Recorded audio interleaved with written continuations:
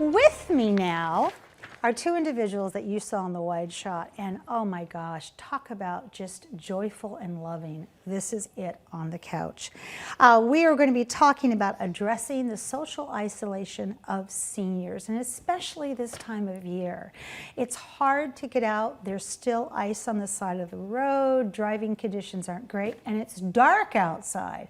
So what do? We isolate. And that's not always the best for members of our families. Let's find out how to counteract that. With me now is Deborah Gurney. You are the Senior Member Services Program Manager, and this is your first time on CityLIne. It is. Welcome, my dear, to the comfy couch. This will be the first of many, I am quite sure.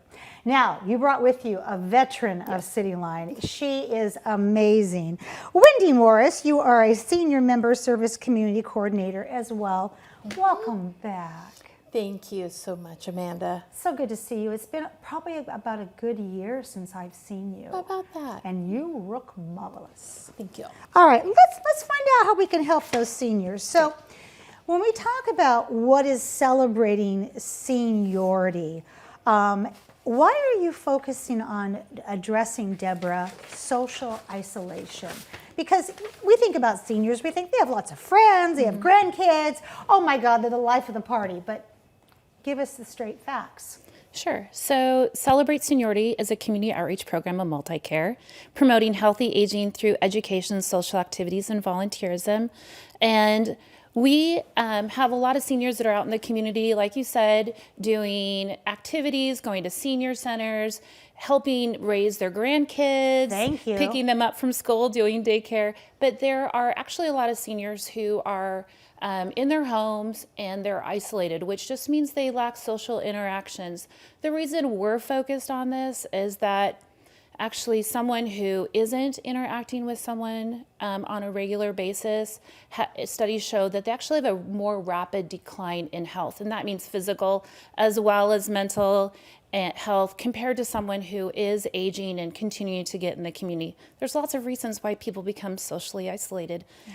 A lot of people, as they get older, lose the ability to drive, and that is an impact. Also, our friend groups change. Some friends move away, they retire far away from us, or our spouse has passed away, or our children are busy with their lives, and even though they love us, they don't necessarily see us all the time, and so those are reasons why people become isolated, as well as health, obviously. Gosh, from your mouth to those families' hearts to recognize what's happening. And what you say is what you said is so deep to me.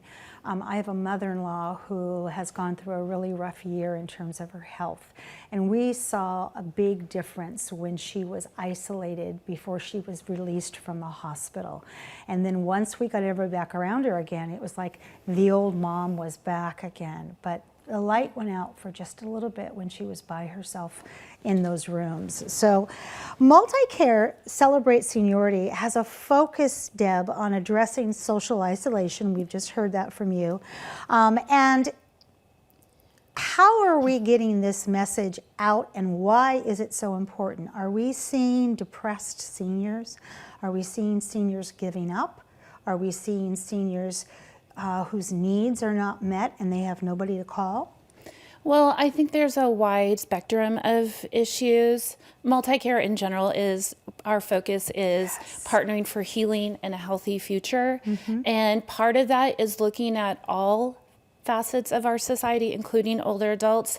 And why we're focused on it is there's a lot of people that can't get out, like we said, and we actually have two programs that we are focused on. One is called Senior Friends, and that program it can support someone who does have some interaction, but maybe during the week they're home alone. Right. And it's a friendly visit. It's all about relationship. It's not about caregiving. It's not about coming in and doing chores, but it's about hearing your stories, listening, laughing, maybe running an errand. So let me, because you just said relationships, I'm going to ask Wendy, because I know that she's in charge of this program. Yep.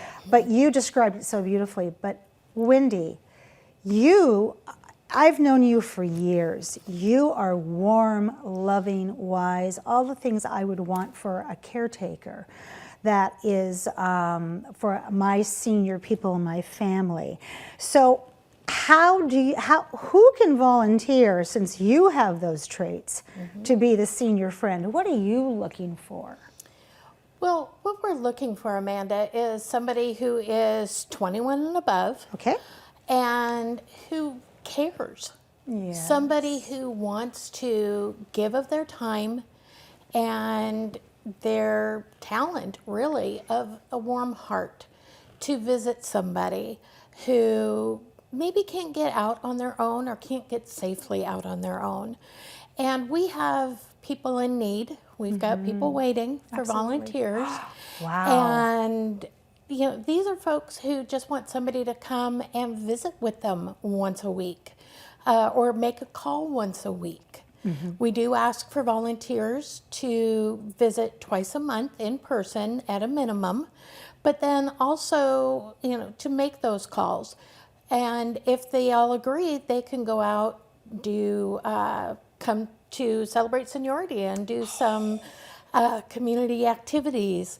But maybe they just need help running an errand. Picking up a prescription. Picking up a prescription, take them to the Yes. doctor. And so what we're looking for are people with a willing heart and time to give. And we have people 21 to 88 who are volunteering, including people who work full time. 21 to 88. I love that saying. So I'm a busy person. I have lots of community involvement. And if I were to say to you, Wendy, how does the Senior Friends process work? What would you say? How long is it going to take me to get certified, trained, and understand how to be that senior friend? So the process is fairly straightforward. It's the application, it's an interview with me. Terrifying. I know, it can be so hard.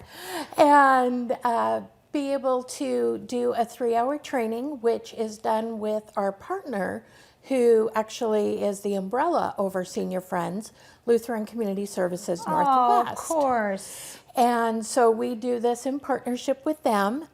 And then from there, the match is made. I go out with a volunteer to a participant's home, and we do a meeting, see how they feel. If they feel it's a good match, then they just start meeting regularly. Oh, so I'm going to paraphrase this.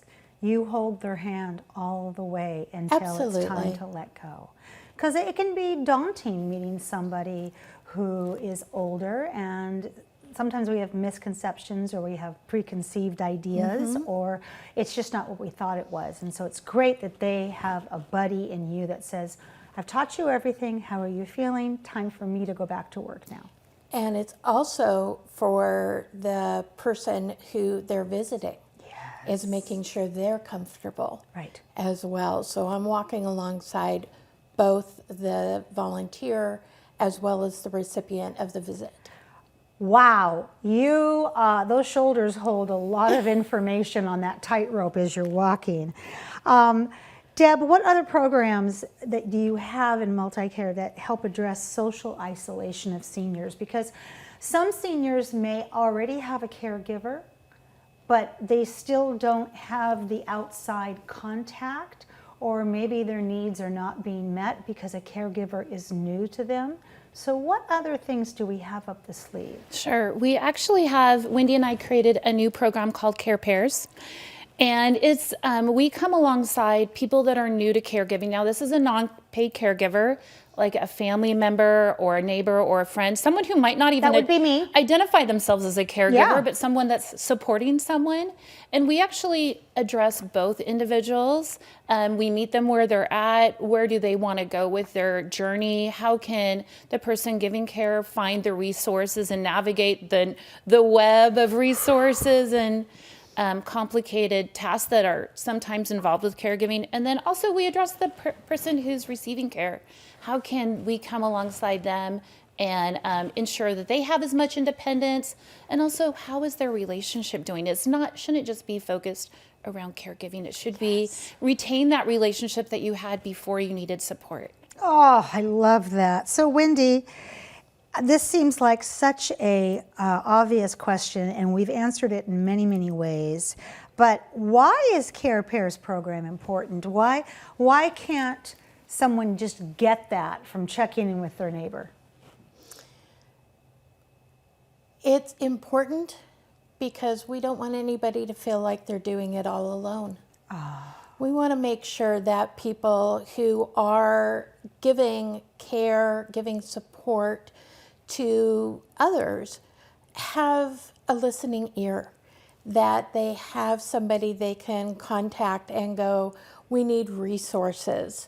I don't understand this. And so really it is about making sure nobody's making this journey by themselves. Oh, that picture, it says everything. And that could be a grandmother and a grandchild. Yes. And one of the great things about Care Pairs is because it's open, as long as somebody is 60 and above out of the two, then it could be a 62-year-old mom with a 35-year-old son with traumatic brain injury.